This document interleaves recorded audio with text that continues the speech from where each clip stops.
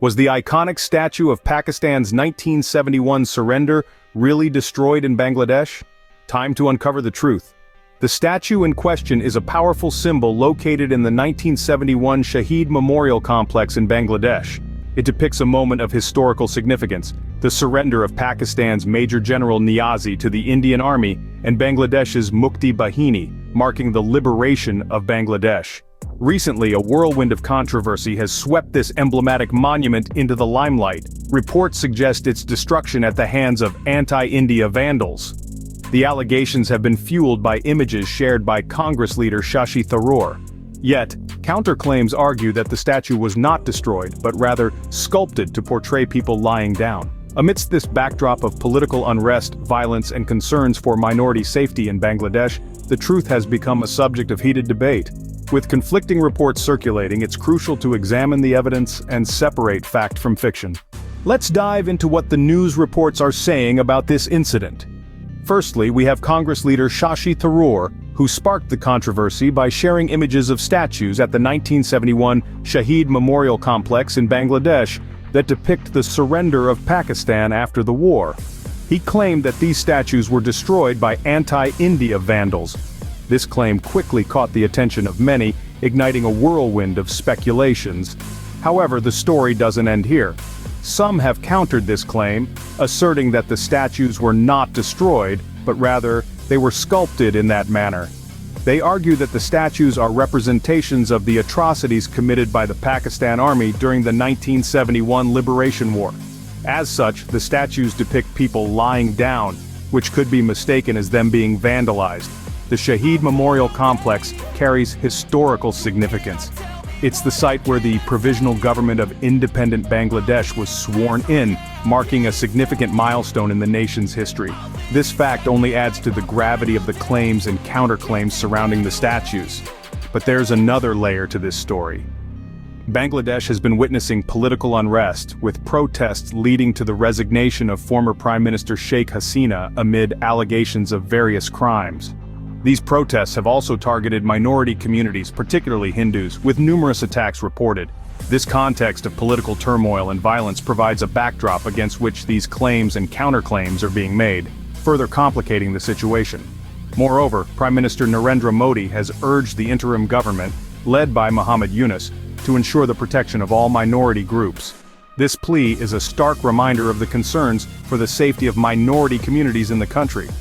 In summary, we have a claim made by a prominent Indian politician about vandalism of significant statues in Bangladesh, countered by others who argue that the statues were designed to look that way, all set against a backdrop of political unrest and concerns for minority safety. With these conflicting reports, the situation seems to be far from clear-cut.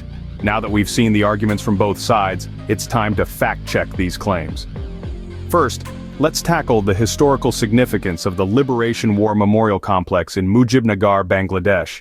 This site holds an immense value as it's where the Provisional Government of Independent Bangladesh was sworn in following the Liberation War of 1971.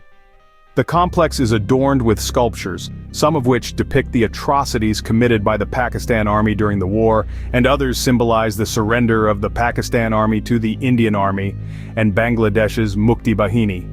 Now, onto the statues in question. The claims of vandalism were centered around images of statues that appeared to be damaged or destroyed. The images circulated widely, with some suggesting that they were targeted by anti-India vandals. However, upon closer inspection, it was clarified that these statues were not destroyed, but sculpted in a manner to depict people lying down, a representation of the aforementioned atrocities committed during the war. This could easily be misconstrued as vandalism, especially when viewed out of context. Now, let's compare these images with those of the statues in their original form.